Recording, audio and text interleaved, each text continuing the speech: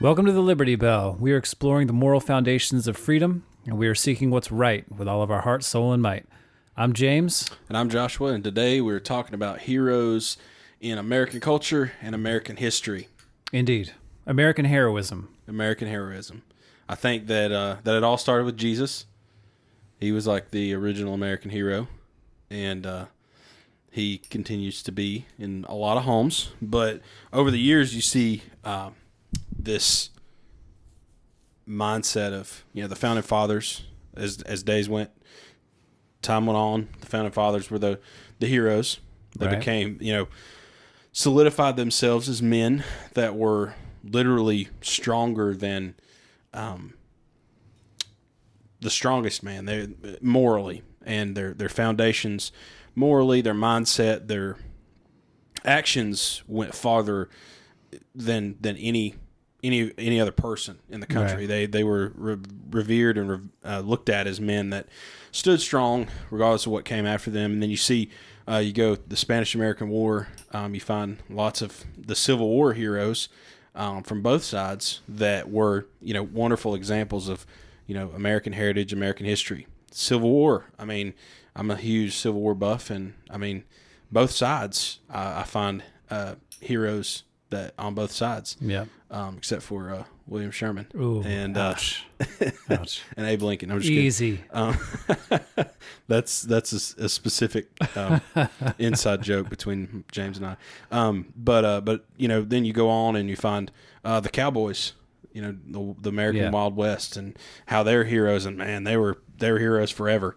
They're until you see this like 70s and 80s started to die out, but World War I, World War II, and there's like this shift of American heroes. It always had something to do. It always went back to some kind of military something. We're a country that values and loves our military. There's no one. It was founded as a warrior culture. And George Washington is the quintessential American hero. Yeah, and he is the quintessential American military leader. Yeah, exactly. And so to look back at him and honor him and respect him for his military might, his mindset, and I think what I revere and respect most about George Washington is that when he was president, he set that aside, and he was president as a civilian. Yeah. And so that's another thing. People, a lot of other countries and mindsets and cultures, if you're a politician or if you're in the military or whatever it is, that defines you completely. Right. George Washington was that essential, original farmer, landowner, warrior, right, general, president. Yes, he was a slaveholder, but what's happening in our culture is that we only look at the bad side of heroes. We only look at this one side of these heroes, and that's the only thing we can point out. Well, we've lost all of our value of what we used to value about those heroes. So, So when I think of this idea of American heroism, from George Washington to Civil War heroes, Robert E. Lee or whoever, I think of the qualities that come to mind are sort of ruggedness, strength, physical strength, military strength, and ruggedness in the sense of kind of individualism, self-reliance, independence, but also that married with moral character, and that real strong moral character being really important. So when I think of like Robert E. Lee, for example, I think of someone who really embodied a kind of dignified, noble attitude toward life. Yeah. And when you combine that with that kind of rugged, raw strength and all the American folk legends like Babe, the Blue Ox, and all those stories are all about strength. Yeah. Strength of character and physical strength, and a kind of, unlike a lot of European cultural figures, a kind of earthiness, like someone who grew up close to the land, in touch with that earthy element. But all those things we don't value anymore because those are all elements of masculinity that have gotten kind of tossed aside in the culture. Sure. So if you don't value those things, then all that's left is oh, they were slave owners or.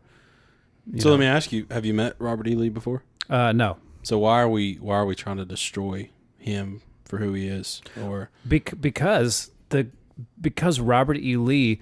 When I think of Robert E. Lee, like when I think of George Washington, immediately I start thinking of military might and strength, and I mean wooden teeth. What am I trying to say? I mean, when I think of Robert E. Lee, I think of a specific quality, which is honor. Yeah.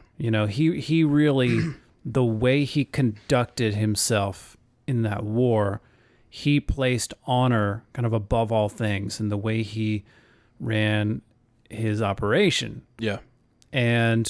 But we don't value honor in our culture. Most people don't even have any concept of it. Right. So if you're blind to the value of that, then all that's left is, oh, well, he fought on the side of the Confederacy, which in people's minds symbolizes slavery. Yes. So everything worthwhile about Robert E. Lee is chucked out the window because even if people knew that he was an honorable person, they wouldn't care. Right. You know what I think of when I think of Robert E. Lee? What? Robert Duvall, Gods and Generals. Yeah. Virginia.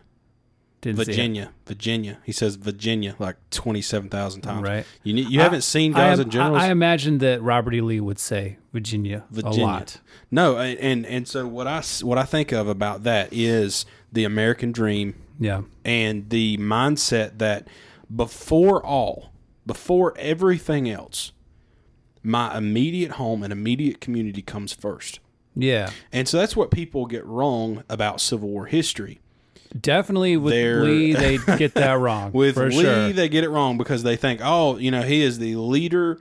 He is the leader of this Confederate uprising to keep slavery as an institution for eternity. He had the opportunity to lead the Union Army. Right. And he had been in service to the United States for years. Right. So why would a man that has all that, unless he feels strongly in, it wouldn't have been for slavery. I mean, you're literally putting yourself up to be hung in front of everybody. Yeah. Is it really worth, to some people that own huge plantations, that's another misunderstanding about Lee, is that they think that he's this big, huge plantation owner, which was not. I mean, he had land, but he didn't own the thousands and thousands and thousands of slaves that you find in the rice and indigo farms further on south. And so why would he risk?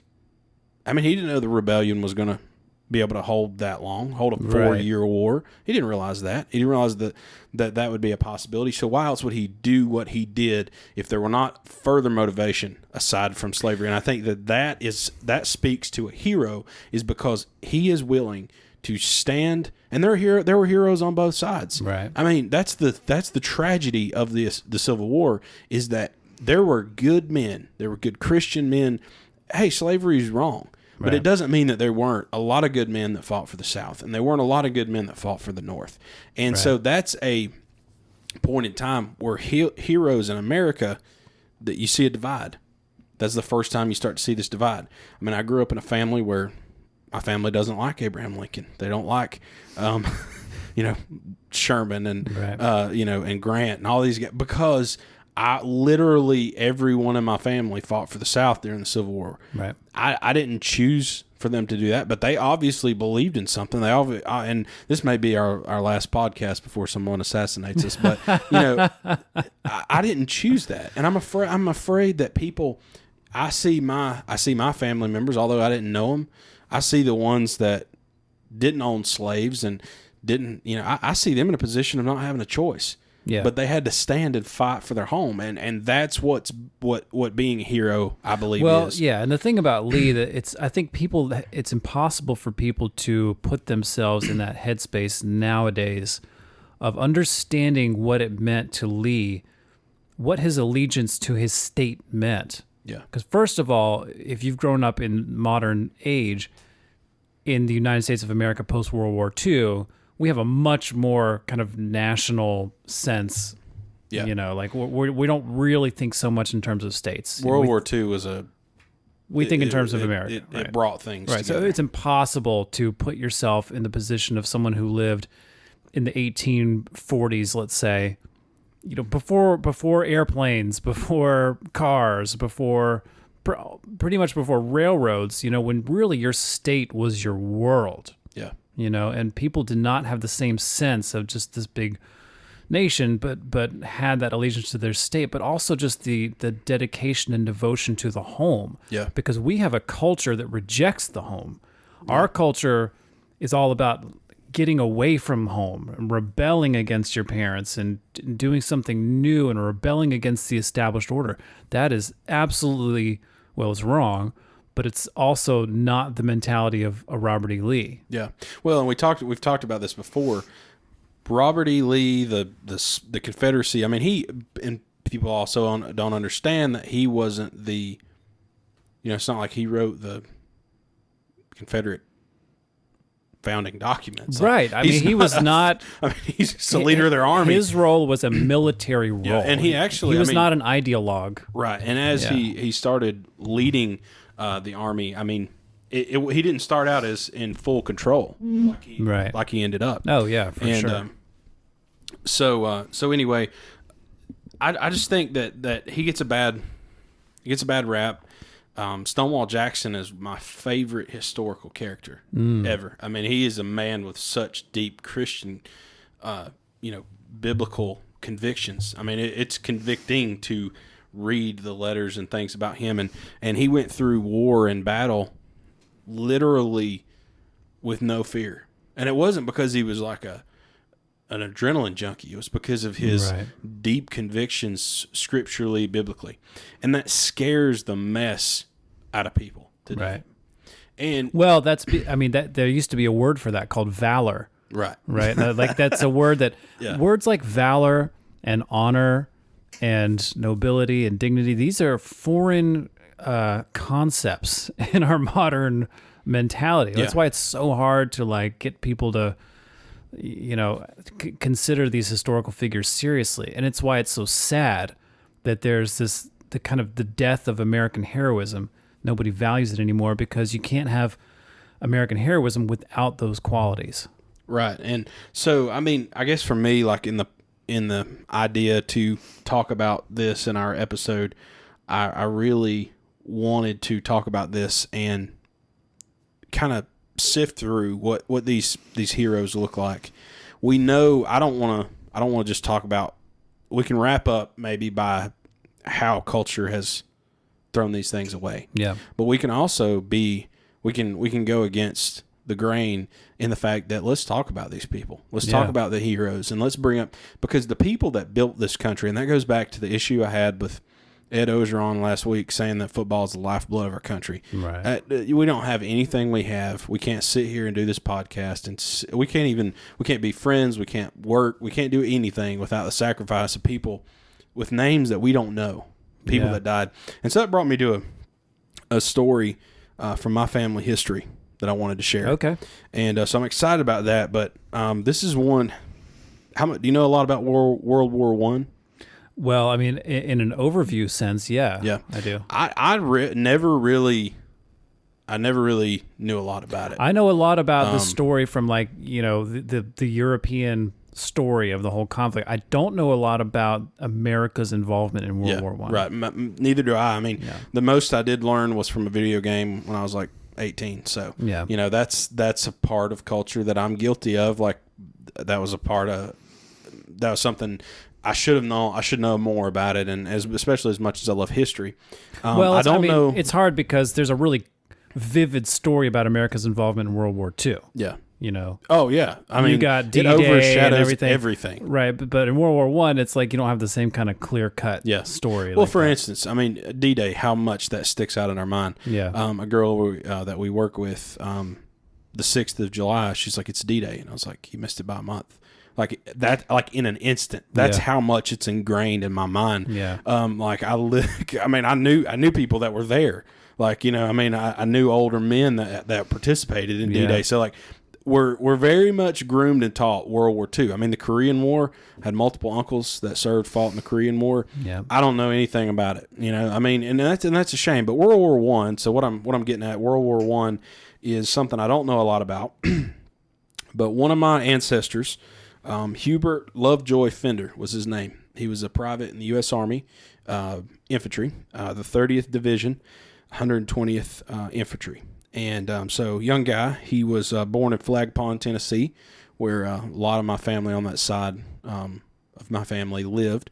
And he was actually here in North Carolina visiting family when he had to fill out his draft card. So he went down to the local town and filled his draft card out.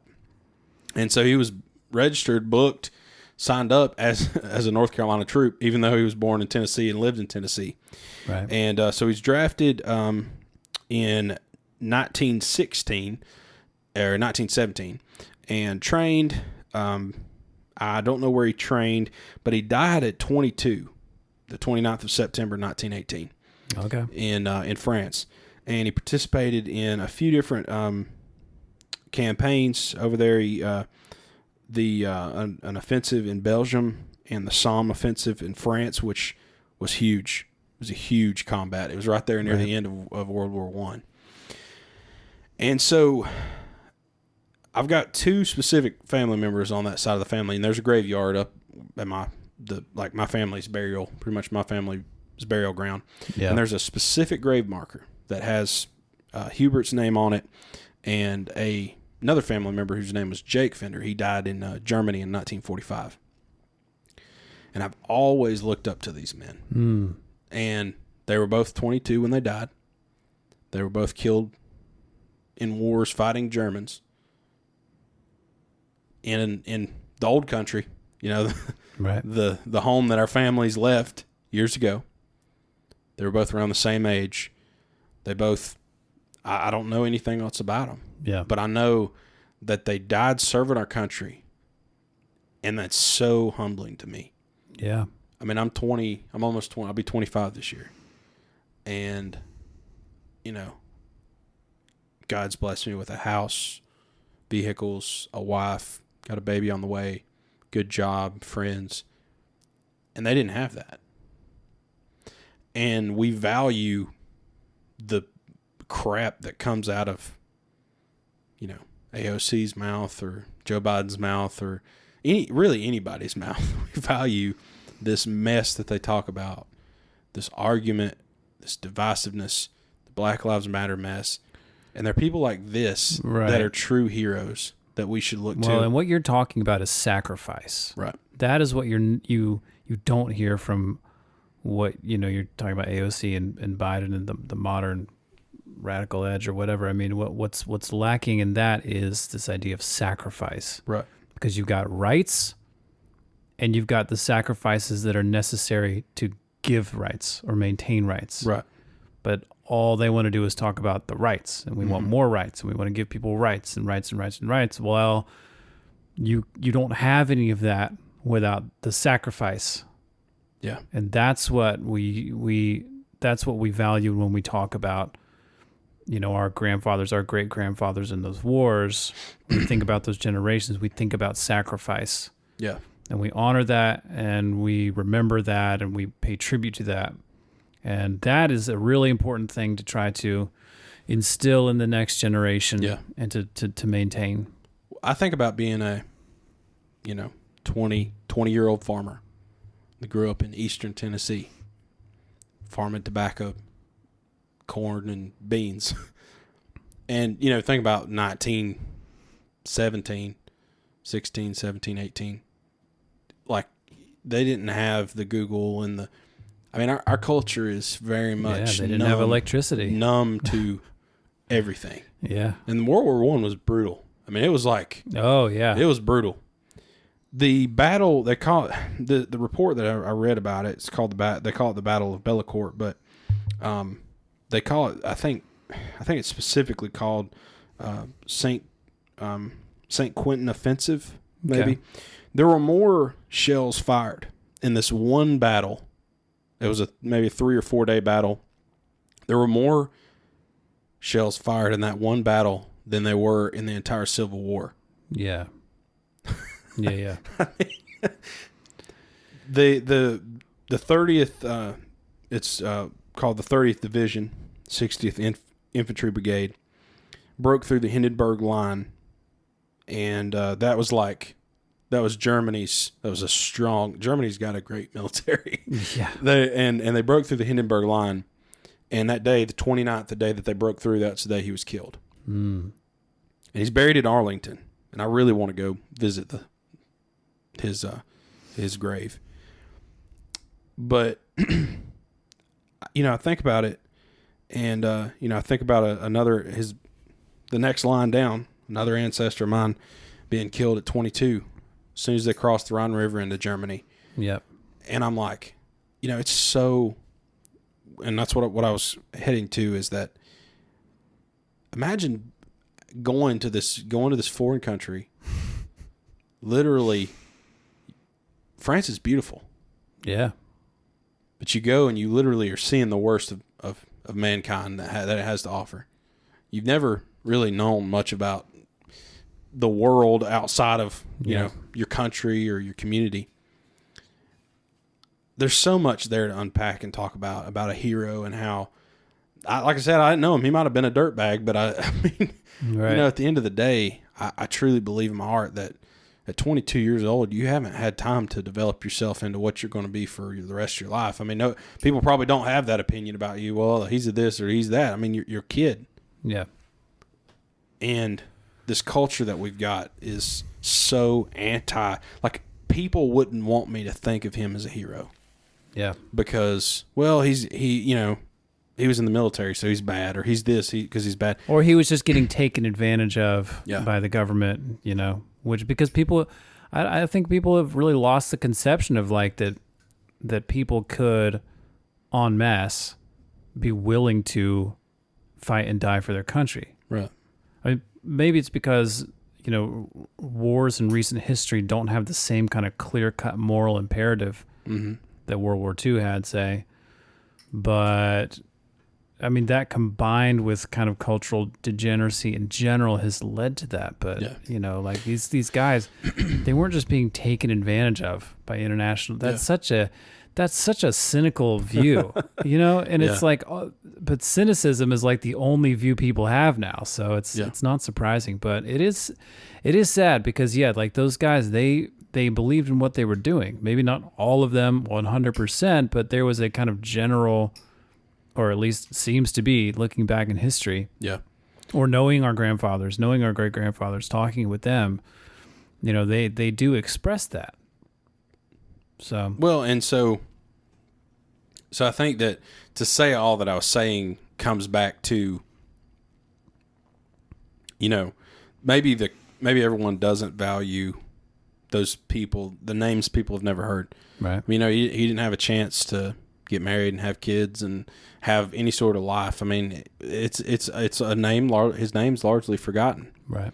But there's a lot of ground with graves of men that we don't know their name. We don't know their stories. They didn't live long enough to have that. The people that have came home and told the stories, it's stories that they tell of those that died that didn't have that further opportunity. And, I think, and maybe this is just a military episode, I don't know, but I think that sacrifice has always stuck out in my head so much, that I haven't yet been asked to go through that. I may change tomorrow, but right. And it's like my grandfather. He served in Vietnam, and that's a controversial war, but he didn't have any other choice. And you're drafted and you're told to go, and they tell you what to do and when to do it, and you serve your country. And I see him with a sense of pride, and I see him with hurt, and I see him with pain. But at the same time, I see a man that, gosh, I just value so much the type of man he is. I mean, he's a hero, and it's not even because of his service. It's because of who he is. And that goes back to, the military service is a great thing to look at for heroes, because men are asked to sacrifice for something for more than themselves. And what you find most of the time, Civil War or World War II, it wasn't really realized. Have you ever seen? You've not seen Band of Brothers, that series? Mm-hmm. You've read the book or watched the miniseries. You find nearly the end of the war. I mean, they traveled from France all the way into the heart of Germany, and Easy Company of the 506th Regiment, I believe it was, of 101st Airborne. They actually were the first people to to go into the Eagle's Nest, which is Hitler's summer home. And so that they were the ones that went there. But before that, they actually found a concentration camp. They didn't know what it was. They had no clue. And so we see like World War II from this view of like, yeah, we were fighting the Nazis and the Japanese were bad. Yeah. But they didn't, they knew Nazis were bad, but they didn't see the full picture.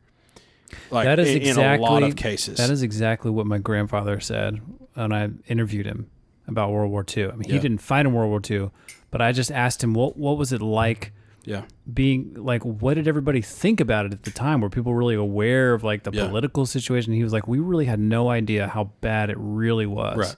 Well, until the end. Because we're European. Yeah. I mean, I naturally would side with European ways. Yeah. I mean, it's easier to make the Japanese an enemy. Okay, I see what you're saying. Yeah. You know, like, I mean, it's harder to make Germans an enemy because, like, now, I mean, it's pretty easy. Right. I mean, you know, I got so many jokes running through my head. I need to stop. But like, at the time, you don't want to think about civilized white people committing horrible atrocities because and genocide. you find in the actual warfare, I mean, there's a lot of people on that side that are just like our guys. Oh yeah. And so, you know, the Japanese, it was a little different. Plus it was not civilized. I mean, the accounts and histories of Japanese warfare over there in the Pacific Theater, it was not civilized. Right. And so you find a very different thing. But what I was just to think about Band of Brothers and that the book and that story, you find that the men are actually pretty disheartened. They're starting to be like, why are we even here?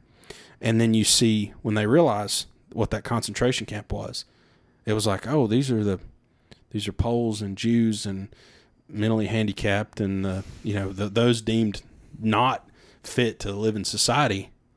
That's like, oh, that kind of fuels your fire. Yeah.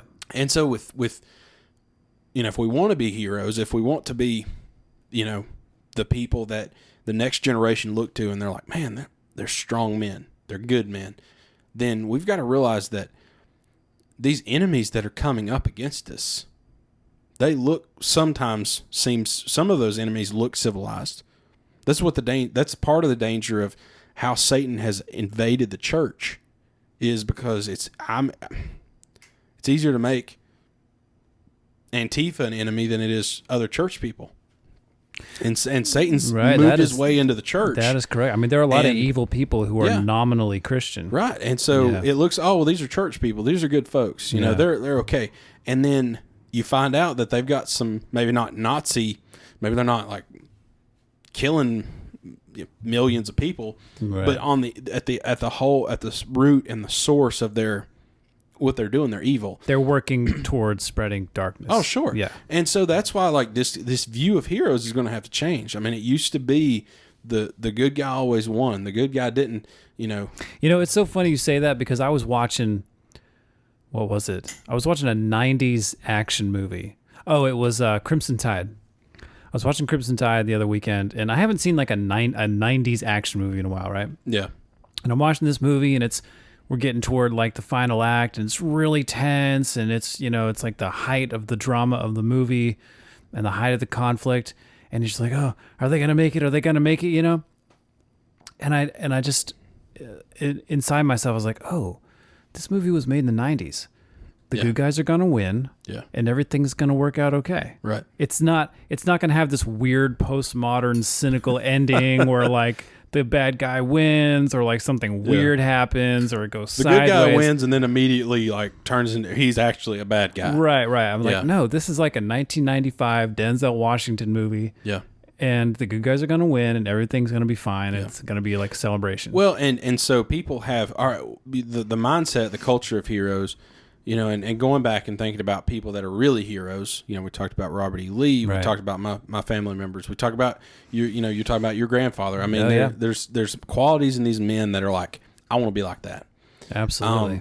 But culture doesn't want that because our culture right now in America is afraid of strong men. It is scared to death of Yeah. strong men, because strong men make changes and they don't ask permission. They tell you what's going to change. Well, this is a big thing to unravel, because, okay, so if we're going to talk about American heroism, we're really talking about essential qualities of manhood. You know, and I said at the beginning, like, when I think of American heroism, I think about strength, not just physical strength and self-reliance, but also moral character, moral strength. But really, everything that we've just talked about really points to the heart of it is sacrifice. Yeah. Like, that's what really brings forth any other qualities of manhood or heroism, is the capacity for sacrifice.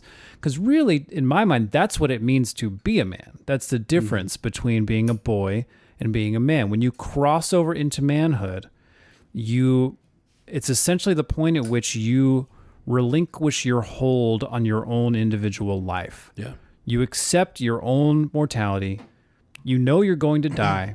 Right. You cease resisting it, and you realize that what you're supposed to do is to pour out your life and to give of your life in a way that will, in some ways, benefit your family or your community, or will move things forward in some way. Yeah. And so that capacity for sacrifice leads to all these other noble characteristics. And this is why Christ is you're saying of Jesus is like the original American hero. Yeah. Well, it's because sacrifice is the heart of heroism. Sure. And Christ embodies that. And that is the value that has to be restored in the culture. And unfortunately, we live in a culture that seeks to avoid sacrifice. Yeah. Well, so our Savior didn't die for us to live chained to sin. Right. And our American heroes didn't die for us to be chained to tyranny. And you can put that on a T-shirt if you want to. Copyright Josh Boyd 2020.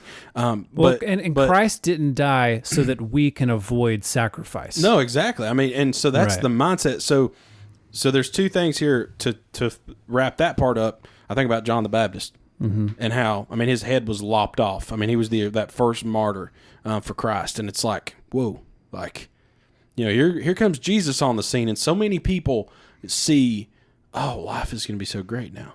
You know, here's Jesus. It's nothing but peace and happiness. Right. Like literally, somebody who's never read the Bible, you read it, and Jesus comes on the scene, and you think, oh, this is it. Like, it's all just, you know, rainbows and unicorns for the rest. It's not. It's actually brutal. It's actually, you know, sacrifices needed. There's this great turning away, and it's continuing, and it's getting darker. It's getting more evil. And, you know, John the Baptist is martyred, and most of, you know, a lot of the followers of Christ are being martyred and killed after, you know, Christ's death. And because they're saying this guy died, but yeah, he got up, and he's good, guys. Yeah. And that was against that grain. That's him. He's a hero because he made a sacrifice for our sins. And so we're living in this. If you say Jesus is a hero, you've got to be talking about all-inclusive Jesus. You've got to be talking about Jesus that coddles to whatever anybody, you know. Well, are you talking about the Jesus that supports all of this list of things? Like, you know, is this, you know, like but what you just Jesus but the and all this other Jesus? But the picture you just painted about how everything's going to be rainbows and unicorns, that is the dream of the like Marxist utopian Chaz people. Yeah. You know, that's their whole thing, and AOC and all these people, like, their vision is that we're going to make the world perfect, and it's just going to be this la land of rainbows. Yeah. It's the anti-Christ. That spirit. You know, that's exactly what it is. Yeah. No, and that's what's so dangerous. So we've got culture to the point where, I mean, American culture, they've taken Jesus out. He's gone, right? Like, from American culture. And hey, that's culture. He doesn't ever fit into it anyway because he stands so much against it. Right. But, you know, even people that maybe they didn't revere Jesus as a hero, but they revered American heroes as, you know, something to be looked at and appreciated. Now it's like, yeah, no, we don't really like that because, you know, this person, he's really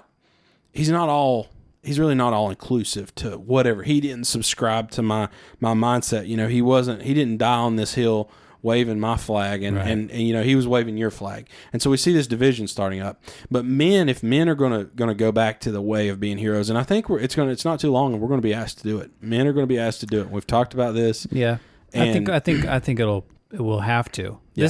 This is that classic formula of like hard times create strong men. Yeah. Strong men create good times. Good times create weak men. Right. Weak men create hard times. Yeah. Hard times create strong men. So like So the we're about to cycle is start gonna back over. yeah, like it's Yeah. gonna have to happen. Yeah. Like the hard times will call forth the need for men to sacrifice. Yeah. And that's what we've now had for 3 or 4 generations of men who have never had to sacrifice. And so it's no wonder it's died out in the culture, because nobody can even see why that matters or Yeah. why it's important. Yeah. And I was thinking about this with like the baby boomers, because we've gotten to the point where now the baby boomers are getting into their 60s and 70s. They're becoming the old guard. Yeah. They've lived their entire lives never having to make any real sacrifice. I don't Not in the way that previous generations did. They Yeah. didn't face the Great Depression. They didn't face World War II. A lot of them have been able to go their entire adult lives, maybe Vietnam veterans accepted, but in a very comfortable, stable, predictable, steady environment. And they've lost the capacity to see the need for sacrifice. I mean, this obviously, I'm not saying this like, obviously the world is full to the brim of men who are sacrificing every day for their families and for whatever, right? Yeah. But on the kind of scale that you see with the World War II generation, or the people who went through the Great Depression, or the people who fought in the Civil War, the people who went through that stuff, Yeah. that there's been a kind of cultural amnesia brought on by comfort. Right. And now it's baby boomers, Generation X, millennials. We keep getting further and further down the line, and like none of us have ever really faced true deprivation Yeah. and true hardship. So I think the reason I have a hard time agreeing with that is because we've got, rather than the mindset of, well, this group had it harder than us. I mean, that's a given. I've Yeah. never faced any true opposition there's one thing in my life where it's been like true hard times. Right. And it was the hardest time of my life, and I'm good now. Like, everything's fine. I've never been asked to sacrifice anything. Yeah. And I've never been pushed to sacrifice anything.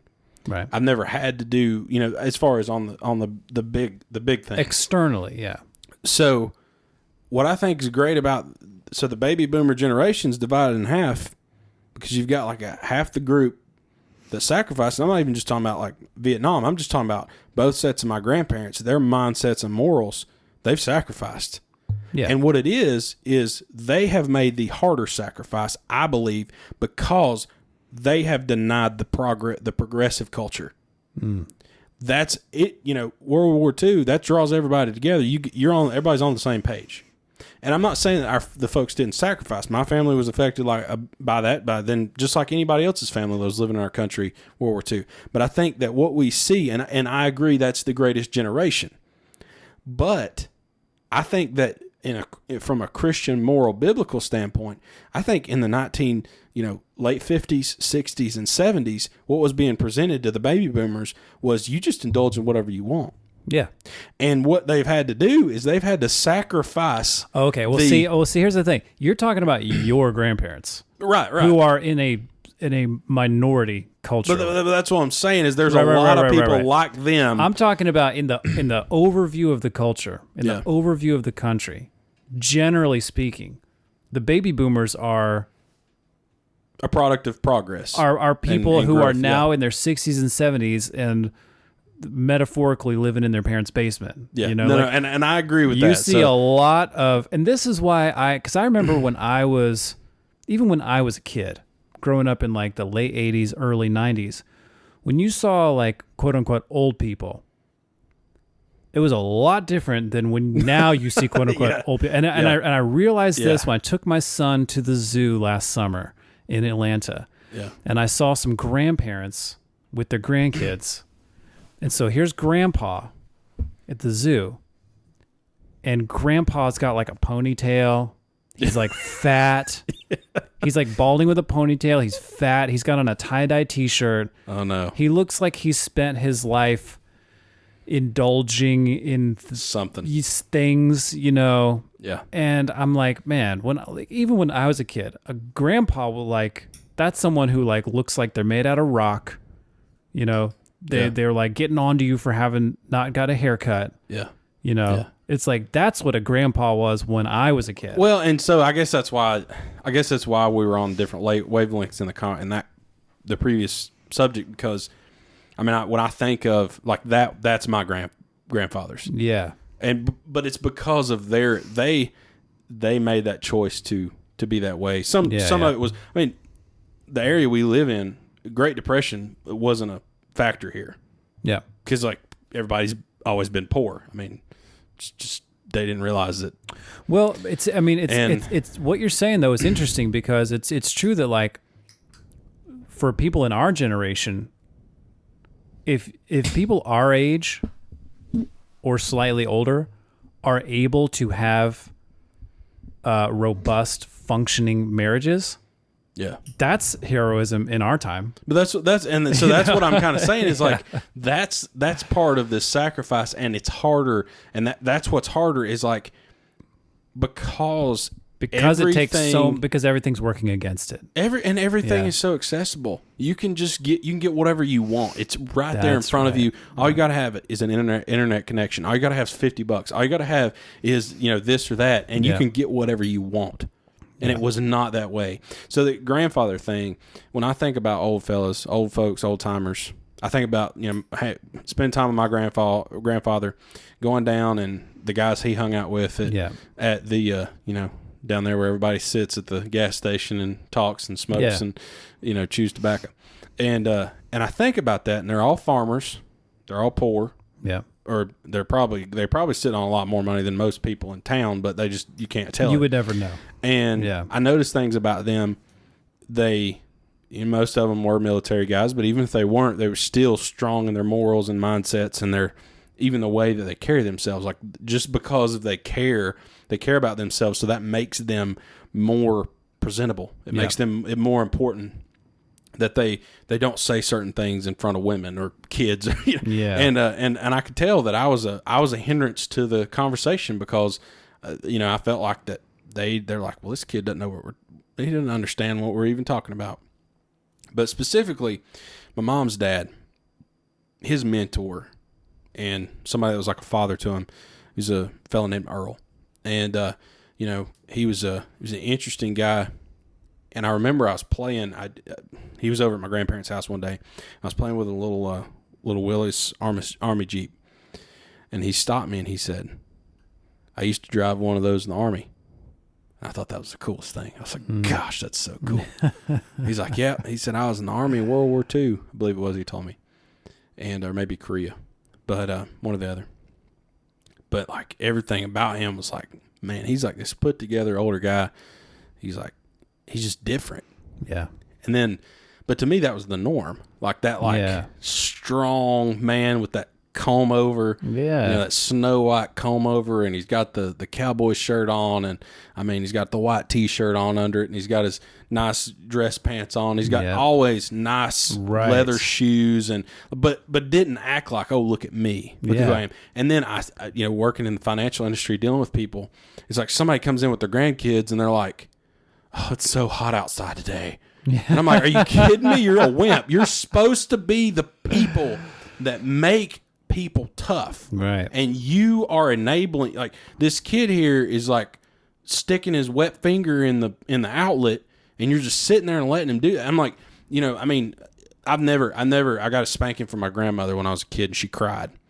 But like, they put the fear of God into my parents. Yeah. And so like, I was raised very much, a lot more disciplined than a lot of kids that I grew up with. But, I'm like, that was the norm to me. Like that strong, heroic, something to be valued, honest man.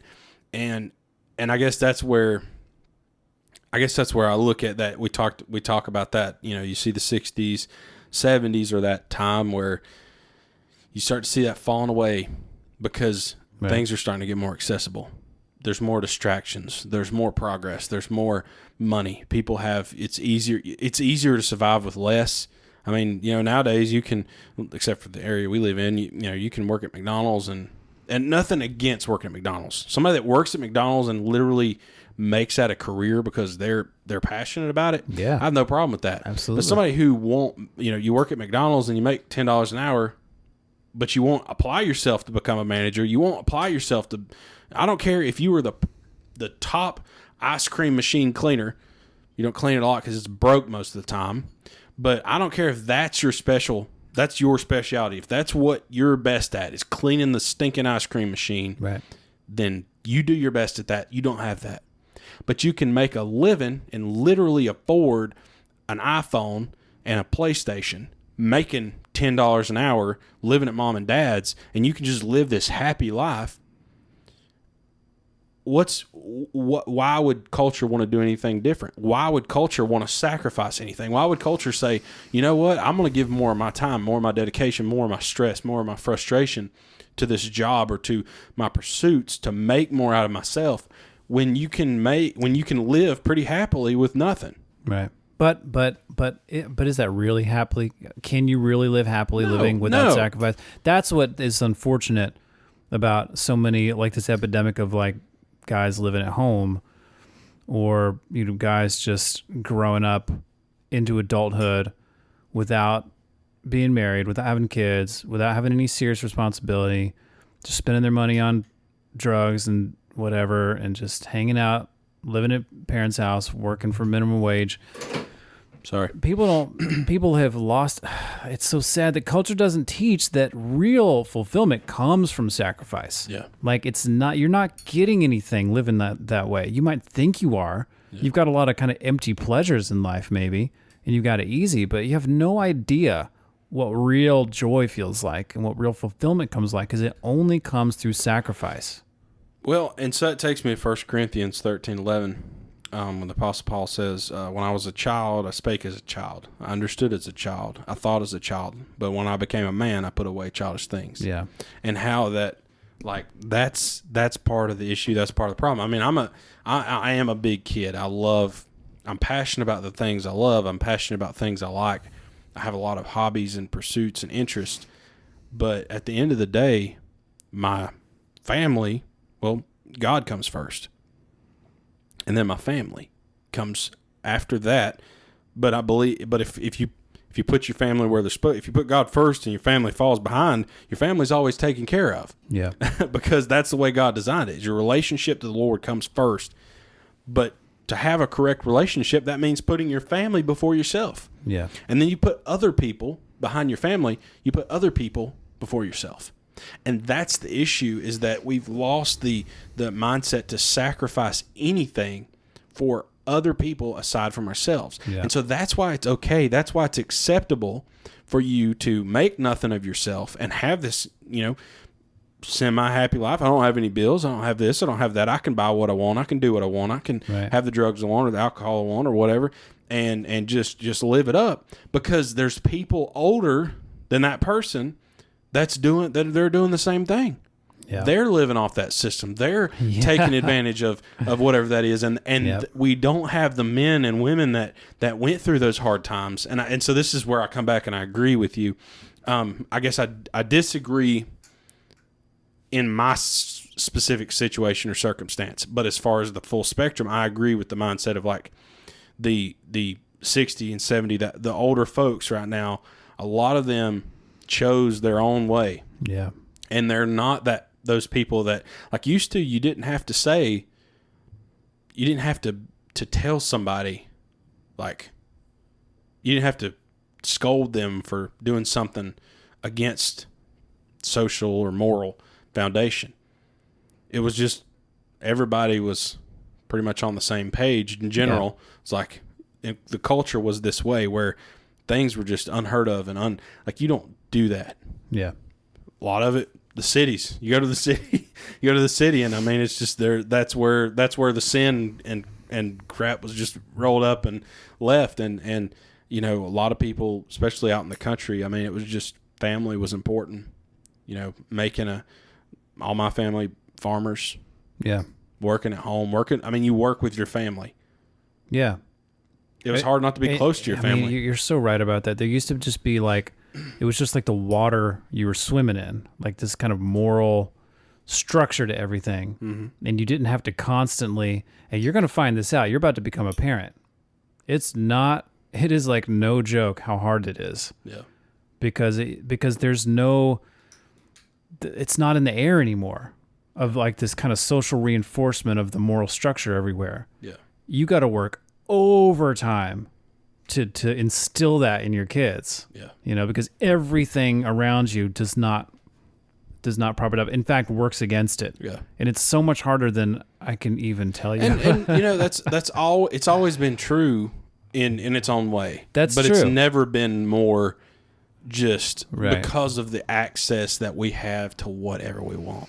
Right. And I mean, it's not even per se bad stuff. I mean, it's like the things that are negative. Like I say bad, I'm talking about things that are sinful that separates you from God. It used to be the drugs, the alcohol, the sex, the stuff like that would separate people from God. And that's the main, well, it was, the alcohol, the booze and the women was always that was it. That's the stuff that you had to watch out for. Right. And drugs move in. And then, we've got so much progress and so much prosperity and so much success that there's a lot of people that they don't have a problem with the booze. They don't have a problem with the drugs. They don't have the problem with the women. But, that travel ball team that their kid plays on they're a slave to that. It's like because we've got all this success, we've got all this progress. And so where do that's, I guess, to kind of wrap up the thought, I mean, where do heroes find themselves coming back? Like where do heroes in today's time, what does it take to be that? What does that look like in today's time? Well, I mean, partly what we were saying earlier is, eventually something difficult will come along that will call forth sacrifice out of people. Yeah. And that will reignite heroism in people. Until then, in the air-conditioned world we live in, what you want is, you can say, like what I would say is that the most heroic thing you can do right now is to get married, take it seriously, and have a family. Yeah. That's where you're going to be met with ample sacrifice you're going to have to make that you're probably not prepared for. Yeah. But it's not enough to say that, because plenty of people can get married and start a family, but don't have the initial quality to even know how to manage that, and have not been shown the example of how to manage that. So in terms of answering that question of like, how do you even call forth the ability in young men to be husbands and fathers? I don't have a good answer for it. Right. So I would, I guess my thought about that is for men, stand against whatever's socially accepted. Stand against. That's definitely true. Because it used to be what was socially accepted it was honorable to be honest, to have valor, to have those things. And now the socially accepted is completely against everything morally virtuous. Right. And so we're living in this time where it's like we've got to step back as men and women to be heroes. We've got to step back and reevaluate what we see as honorable, and then act it out and live it. Because it's one thing to sit there all day. I hear people reminisce about, well, mom and dad was like this, or grandma and grandpa was like this. You can be like them too. Yeah. They weren't the only person that were this way or that way. There's a lot, and no doubt they had someone showing them how to live the right way. Well, this is what I don't have a good answer for, is because it requires, like, for a boy to become a young man and to become a man, to be instilled with a work ethic, with a pride in how you present yourself, all these kind of moral strengths, requires the guidance and the leadership of either a father or some kind of father figure, or some kind of group of father figures in the community. Like you have to have that. So in the absence of that, if you have that, if you're a 20-year-old man and you have a sense of honor and decency and respect and work ethic, then you can take steps toward that heroism. You can take a stand for what you believe. You can speak it when you know it to be true against what the world is telling you. You can start a family, you can be a husband, you can be a father.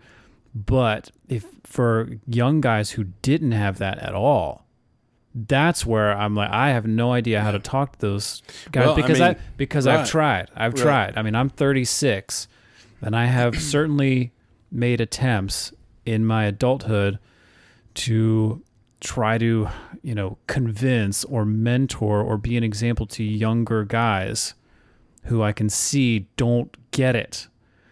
And in my experience, it's been either completely futile or such an uphill battle, because in the absence of a father, because you can never take the place of a father, right? And so there's a mentality with young guys who don't have this sense. There's this cynicism, which is like, if you're a sucker if you don't figure out how to just like get what you want and avoid responsibility. Mm-hmm. And like, that's a hard thing to argue against. It's a hard thing to try to explain with words or try to ration out of why that's not a good way to live, Yeah. You can only do it by example, and you can only do it when you already have some kind of respect from them. But it's hard to do without a father. And you mentioned the father, and so that's where I think this issue's rooted is in the home. 100%. Not having that example. And so, I wanted to talk about that today just because heroes are messed up. The heroes, people that are heroes are messed up. I'm going to, with raising a son, I always thought I'd want him to have the same favorite baseball players that I had, or the favorite, this or that, whatever it was, current culture kind of stuff, or somebody that I adored when I was a kid. Yeah. And I think that the people that I really looked up to when I was a kid, especially sports, that was like the last group of guys that are not like caving in to everything right now.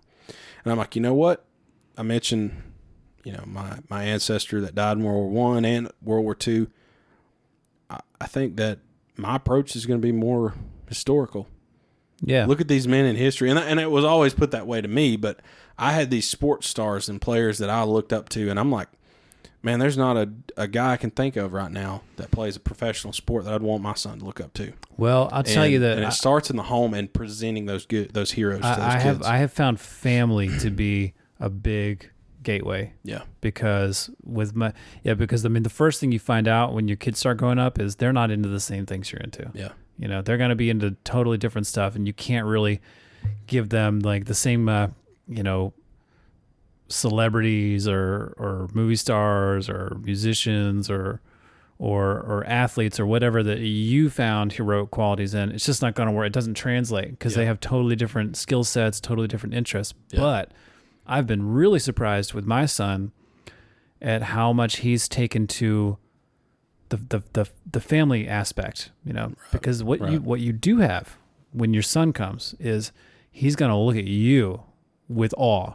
Mm-hmm. You've got at least a few years where your son's just going to be in awe of you, and you are just everything to your kid. Right. So with me presenting my son like my grandfather and showing him sharing pictures of my grandfather, stories about my grandfather, that's like that.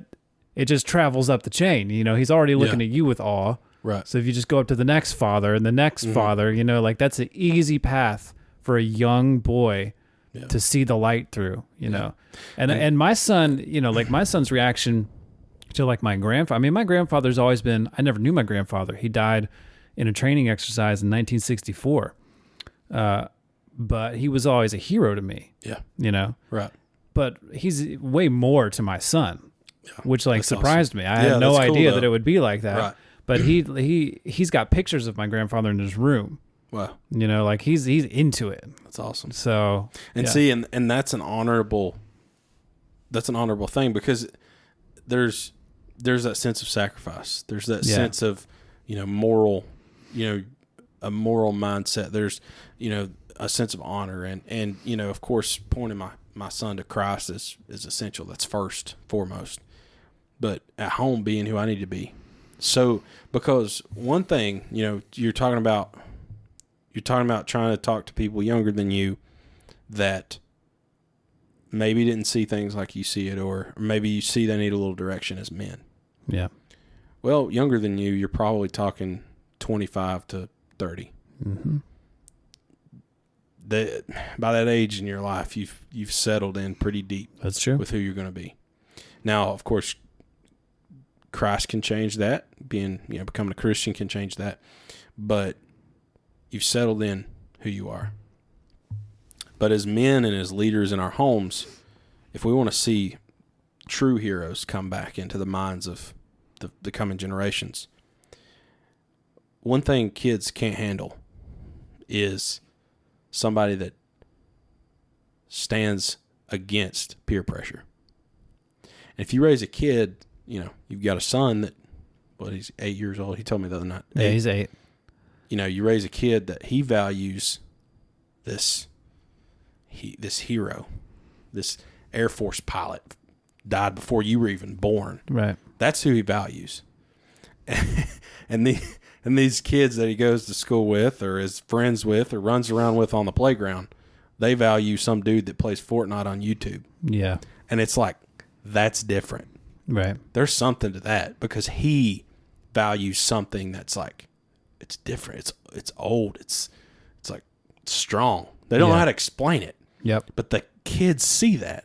Yeah. And therefore your son becomes a leader because he's different in that way.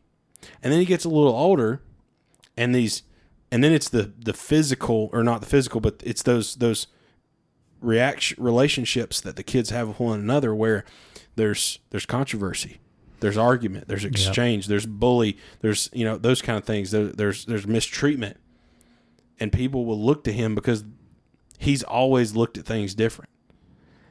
That's what changes a culture, is men at home raising kids to value sacrifices by people that aren't celebrities, that aren't athletes, that aren't dudes that play video games on the internet. Yeah. And that's what I think changes that. That's what counteracts this culture that we see. It's hard to change people that have already made their minds up. But the kids, they're still growing. They're still learning, and they can see something different in that kind of thing. Yeah. And that's how I always was. I mean, the things I valued and looked at were a lot different than kids I was in school with. And you know what they did? They tried to pressure me into thinking just like them. Yeah. And I know when I stood against that was, I think, grew me as a leader. Yeah, for sure. You know, talk about some of the crazy stuff going on for a minute? Yeah, we haven't really touched on the news at all. Yeah. Let's do it. I mean, the big thing going on right now, the feds are in Portland. Yeah. And this is like seeing federal troops on the ground is definitely like, it's definitely like, I haven't seen this in my lifetime. No, but it's needed. Yeah. And the thing is, I think the president's done all he can to prevent that. Yeah. So I support, while I don't like the way it looks, just not because of political correctness, because of whatever else. I don't like the way it looks because this is America. We don't typically have to do that. Yeah. We're not Argentina or something crazy like that, or wherever, but it's needed. 100%. You see the dude gets, he just got, they grabbed him. They're like, they didn't say anything. They just grabbed him. I loved it. But also just seeing those troops and just their demeanor and their physical presence, it's like a whole different breed of human. Yeah. It's like suddenly you're seeing real men like on the street, it's like these guys aren't playing. No. And they're not like evil. They're not malicious. They're just trained. They are just trained. They are there. They are ready. They're not intimidated. And I loved it. Like seeing footage of those guys roll in, I thought, I like this. No, I really like that, because what it does is, I mean, did you listen to the audio of the the video I'm talking about, where like the people are walking down the street and they come walking up. There's two dudes and they're in like their desert camis. They're like wearing. It looks like they're just got back from Afghanistan or something. Yeah. And they just swipe that dude up or girl or whatever. I mean, I had a mask on. Yeah. And then the other one's like screaming at them. Yeah. But you could tell, like, that the person they grabbed was probably one of the people on the megaphones, like screaming obscenities and all kinds of stuff. Right. There wasn't any arguing at that point in time. It's like, and what it is it takes that type of, and we said this from the beginning, it takes force to change people's mind like that. Like, and it is, because we're seeing this, people are really going overboard with like, this is fascism. Oh yeah. How can we tolerate this in America? And I'm like, y'all, this is not like people going and arresting shopkeepers.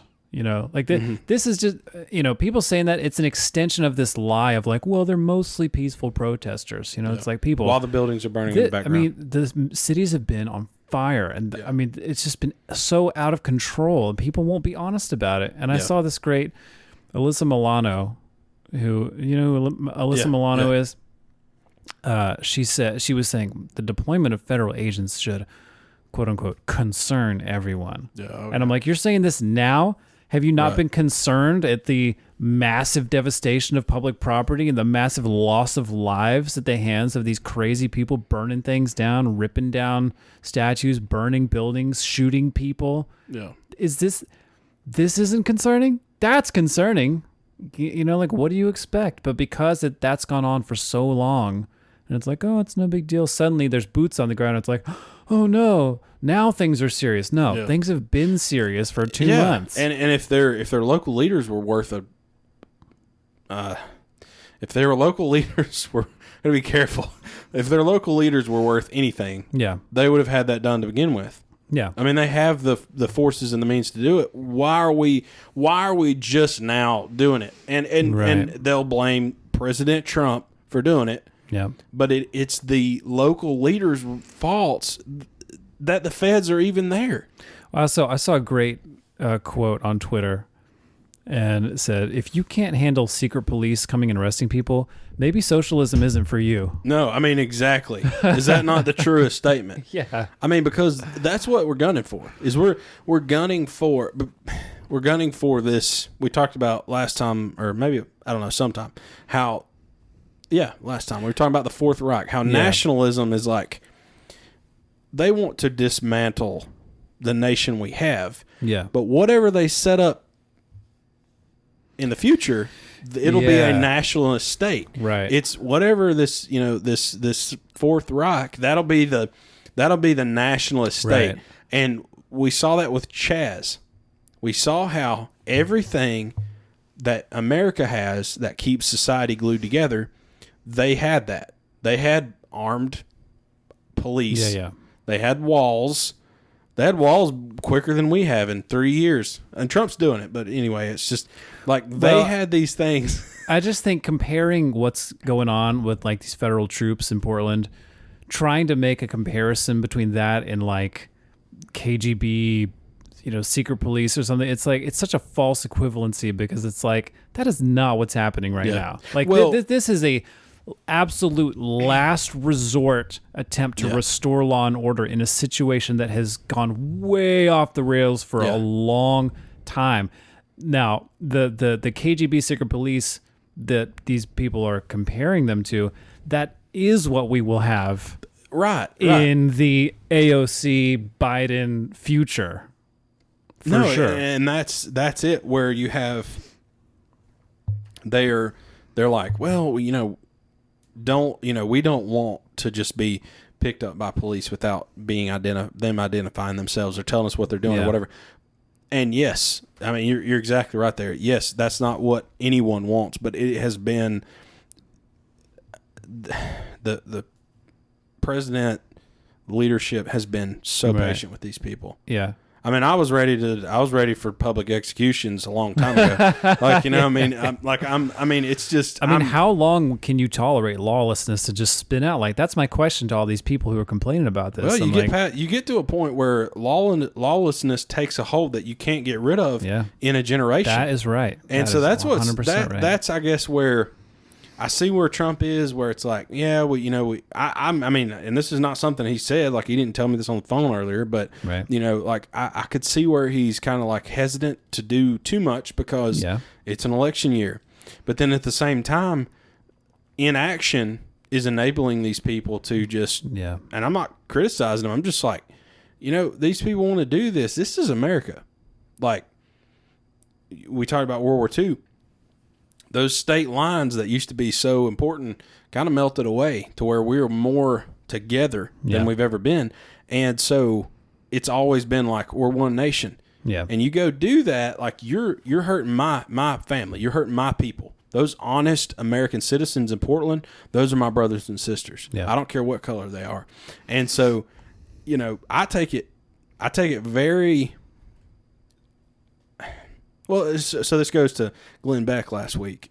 I don't know if you ever listened to Glenn Beck, but every once in a while. He's not my favorite. But anyway, he said something. He was talking about how he disagreed with the progressive, I guess it was maybe Woodrow Wilson that made it illegal to burn the flag. Yeah. And how Glenn Beck was presenting that as being this progressive liberal mindset and how he disagreed with that. To me, I disagree with that because I view that flag as everything this nation stands for. Right. So I mean, I take that very personally for someone to disrespect the flag. But it's the same thing with burning down Minneapolis or burning down our local town or vandalizing somebody in San Antonio, Texas. A lot of other countries, they don't care. But I care. I take that personally because it's my people. Well, also, this kind of reminds me of what we were just talking about with how, like, with raising kids, there's not that same kind of, like, just moral structure in the air that's constantly kind of holding things together and keeping kids in line, you know, like from the community. It's the same thing now where, like, back in the day, the local law enforcement would not have tolerated this kind of stuff. Right. And the local citizens would have held local law enforcement accountable to it. Yeah. You know, the men in the community would have stood up and be like, we will not have this in our town. Yeah. And if law enforcement didn't handle it, the men would. Right. I mean, and the men would, or the local law enforcement, or the next level. Like, it would not go all the way up to the federal level. It would never come to that. You know, they would shut it down. I mean, these guys, there's no telling what their affiliation is. Yeah. I mean, we could have our nation's top military members out here doing this. We could have, I mean, when you get to the point where you're pulling in people like that, like, who knows who it is out there doing it. And, you know, I don't care to know. All these people are like, they're you know, a lot of liberals are like, well, you know, I'd like for them to identify themselves and what group or department is this from? What's Antifa? Yeah. You know, what's the heart of Antifa? You can't find anything out there on it. I mean, there's like you can go to a local bookshop down where we live and buy a handbook about Antifa, but they don't make themselves known. It is. I mean, it's funny. It's like at the defund the police rallies, where like you'd have protesters, but as soon as things got dicey, they'd be like, somebody call the cops. You know, it's like, you as soon as things get a little hairy for you, all of a sudden you want order to reign, and you want to be able to, like, follow protocol. So, you know? And it's like, exactly. And so that proves that thought of once they get in power, they're the ones in power. And that's the scary thing is because they don't realize it. Well, they probably do. Some of them are smart, but they need the police. Yeah. Because they're in control of the police, and if they can push the police and get the right people in the right positions, they can control the people. Okay, so let's just real quick talk, because I saw this on the notes. Let's just do a crystal ball on the election, because as we get closer and closer, like every once in a while, let's just take a little crystal ball moment, because we're getting really close to November. Yeah. I'm at the point now where I'm saying there is no clear way out of the situation, no matter what happens, because if Biden wins, everything that you're saying is going to happen. The lunatics are going to take over the asylum. Yeah. The country will fundamentally change inside and out. Jobs are gone. There will be no way out of it. Yeah. And it'll just be a very, very fast downward spiral. Any pressure against China will dissolve. Yeah. You know, it'll be a free for all. But if Trump wins, everything that we've seen this year comes to a head. Is gonna just explode tenfold. Yeah. With cities burning down and just madness and killing and mayhem and riots, and it's just gonna be. I just don't see any.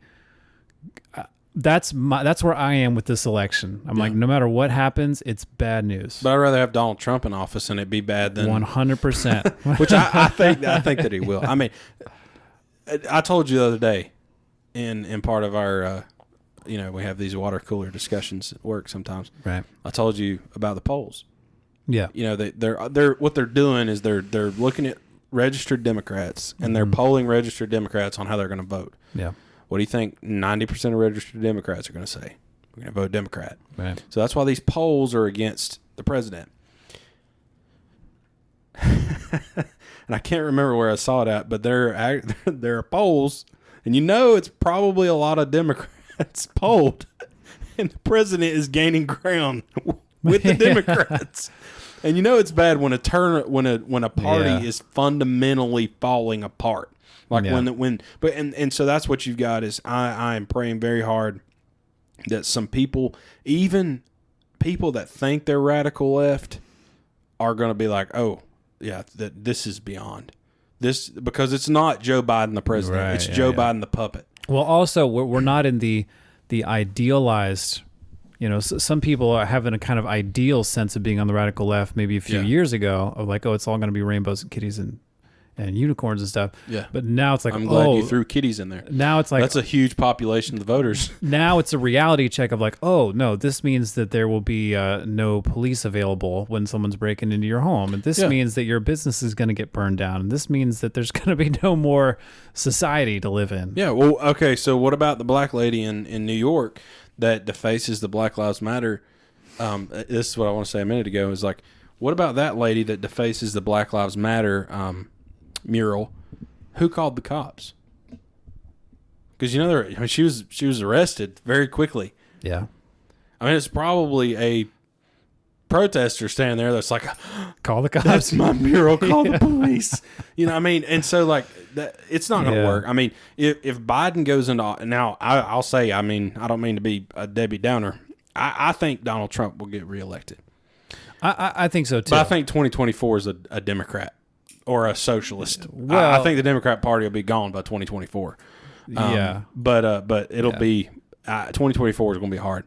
But if Biden goes into office, it's just all that's going to come in the next decade is going to come in the next 4 years. Yeah. And literally crap's going to hit the fan and fall to pieces. I've used the C word a lot today. Excuse me, younger listeners. And then, we won't be working. We're going to be growing gardens in our backyards and buying livestock. Yeah. And, just living like pioneers. Right. In a world where we could live just normal, happy, peaceful lives. But if Trump goes back into office, then it's civil war. Yeah. I mean, so that's my thoughts about it. Yeah. Unfortunately. Well, that's nice. Yeah. Yeah. Leaving things on a good note, right? Is there any other news things you wanted to touch on? What about the Navy sailor that was that we watched the video? She was out cussing and screaming at the Trump supporters in her uniform. Right. She was saying F the president in her uniform. Her commander-in-chief. Right. So smart. I mean, I don't know what I can say about it that's not just misogyny. No. It's insane. I mean, most of my military friends that have done multiple tours in Iraq, Afghanistan, fought for our country, or, maybe they didn't, and that's okay. I mean, they served just like everybody else, but like I'm talking about, most of my military friends served during the Obama administration. Yeah. And he's the president. Like, he is your commander in chief. Yeah. I have friends that literally joined the military with Obama as the president, knowing that this guy they disagreed with was their leader. Yeah. I mean, it's insane, and that's a shame. It is a shame. And if the Navy if the Navy doesn't burn her up, then if the military is not the hardest, like the hardest hitters with that kind of stuff, we've lost everything. Yeah. I mean, because they should. I mean, Well, the and churches should be first. But well, then, I mean, you know, but it's true that, I mean, social justice has certainly crept into the military. Yeah. It's not No, it has. it's not like the military is a social justice free zone. No. At all. And Maybe and, the Marines. Well, no. I mean, they've banned. I mean, they banned the Confederate flags on their. They were the first group of the military to do that. Yeah. To my knowledge, somebody may correct me, but to my knowledge, and to me, I mean, I grew up with a Marine as a grandfather. Like that, he is the least offended by anything. Yeah. Like he doesn't get offended by anything. Literally, right. I mean, it's part of that culture, the mindset. And I'm like, you know, even the toughest group of individuals in our country, as far as just, you know, warriors and things of that nature. I mean, even their leadership's buying into that. And it's like they don't have to, because they're not a for-profit company. Maybe they're worried about people, joining, but I mean, we're pretty much self-sufficient right now. Yeah. I mean, unless we got into a war with a pretty substantial country, we wouldn't have to reinitiate a draft. Yeah. And so that's what I don't understand, and that's what's shameful, is that we've got weak people even leading these things. And if this girl doesn't get burned up for what you did, go watch it. Beware, you know, there's a lot of bad language in it. But, you know, if she doesn't get absolutely roasted for this, that's a shame. I mean, because years ago, they just line you up and shoot you up against the wall somewhere. Like, I mean, no you know, kidding. like, and, you know, maybe it's like, you know, and that goes back to being a hero of, like, people that go and die for a country. You don't die for the president. Right. You don't die for, I mean, at that point in time, it's a lot of it's just you and the people right around you. Right. When you're in that position. But to take someone in uniform, in military, any uniform, right, that is for the people, by the people. Yeah. That's a shame. Well, it's a massive misunderstanding of the entire foundation that we rest on. That everybody's fallen into this now, because it's like you're saying about burning the flag. You know, if you're burning the flag, it's like, well, I'm exercising my freedom of speech. Well, it's that flag that's provided you with that freedom of speech. Right. So like there's this circular reasoning to it, you know, or it's like, if you're in that uniform, oh, well, I'm exercising my freedom of speech to say F the president. It's like, well, but you're in that uniform right now. Yeah. It's like being at work. Like, you're not just a citizen out there free to do whatever they want to. Like, you are subject to a certain hierarchy and a certain authority when you're wearing that uniform that you have to respect, because it's that uniform that's given you that freedom of speech. Yeah. Well, and you chose. If she's in the military, she made that choice. Yeah. And she was recruited by, you know, the recruiter probably pressured her, but she had that initial conversation. She followed up, and she chose to be in the Navy. Yeah. So if you choose that, that's for better or worse. That's a marriage. Yeah. I mean, when you choose that, you choose the good and the bad, and so that's so funny. It so is like people who are married who complain about their spouses. Yeah. You know, it's like the most like when people do that, it just makes you feel kind of sick. You're like, oh, don't be saying that. You can't complain about your spouse. You know. Well, and it's just something you don't do. And the thing is, like, that girl, the girl. I mean, it's your right as an American citizen to say those things, but at the same time, there are other factors that play in that that don't revoke that right, but they take back that, like, where you know, if you get out and you have your civilian clothes on and you want to cuss people and say, you know, F the president, that's your choice as a civilian. Absolutely. But when you have that flag on, you're representing that whole nation. That's what I was talking about. Right. You're representing us. I mean, that's representing you and I. That's representing our families, and that's a shame. Yeah. And so if somebody exercised their right and knocked every tooth out of her head, then, you know, then they're in trouble because they've assaulted a military, you know, an enlisted member of the military. I mean, it's like, where's the standard? I mean, and it's a double standard. So, you know, and that's a shame. And, you know, we're going to see that with officers, because the people that are going to start going into positions as you know, in police, they're going to be puppets. Oh, yeah. Because good, honest officers are quitting. Yeah. They're going to go home. And the people that are going to be officers are going to be volunteers and puppets. And that's what, you know, hopefully we don't see that with the military. Yeah. Because that's what wraps up this this socialist. I mean, think about a movie about a socialist dictator. You've got to have the socialist dictator with a thick accent. You got to have some Cuban music. He's got to have some cigars, and he drives like a pink Cadillac. Yeah. And what is he? He's got a general that's right there that has an right. entire military at his disposal to do whatever. Always. And he runs the police. Right. And that's a socialist dictator in a movie. And so that's what they're building. You run all the good officers off, you fill it up with bad ones, and you fill it up with volunteers or conscripts that don't have another choice. Right. I mean, we have a local fire department that their recruitment program right now requires you to sign up for 2 years because they can't get people to do it. And it's like, well, guess who takes advantage of that? Either people that don't want to and they're forced to, or people that have some kind of ambition to gain from it. Yeah. Well, golly, we've opened a lot of can of worms here. Yep, we have. You want to finish up with 2A time? Yeah, what do we have for 2A time? All right, so I read this. This made me so angry. Our local liberal news, I just try to avoid it, but I saw an article put out there by somebody from our local news, and it's out of Kabul, Afghanistan. It says a teenage girl and her younger brother are being hailed as heroes for fighting off Taliban militants who killed their parents. Yeah. The pair's mother and father were killed in a firefight in central Afghanistan. Right. Since the incident, a photo of the older sister holding an AK-47 has gone viral on social media.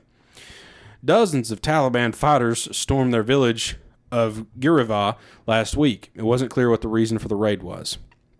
Some reports said the Taliban came to extort taxes. They were looking for goats. No, I'm just kidding.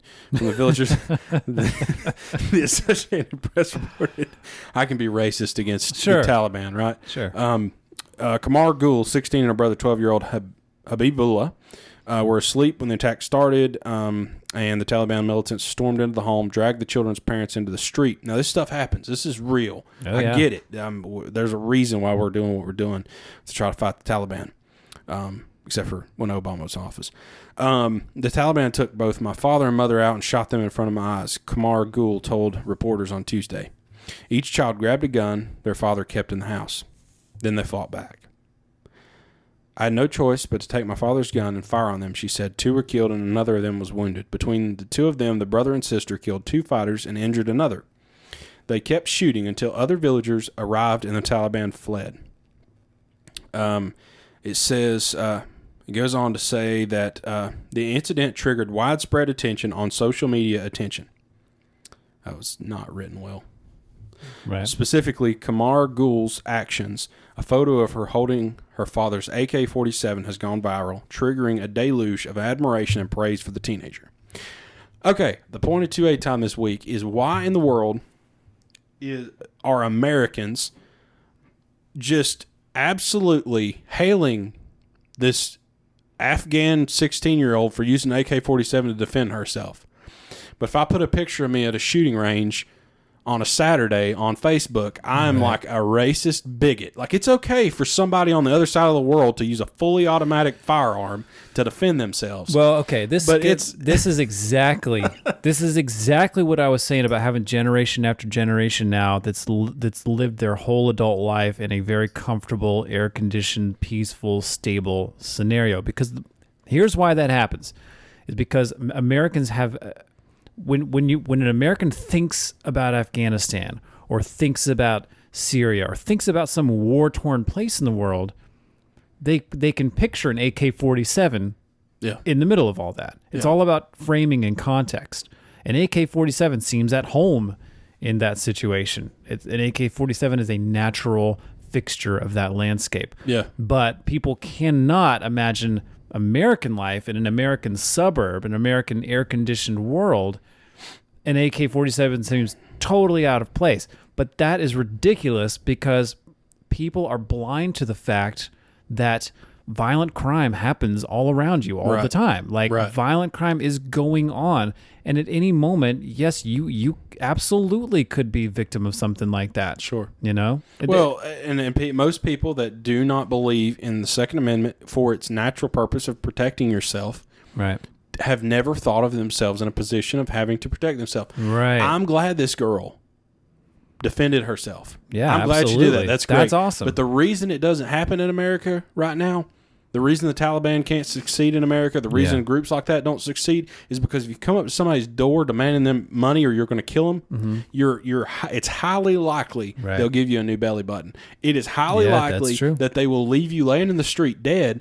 And I mean, we live in this country where we don't have to face a lot of that. There is violent crime. Don't get me wrong.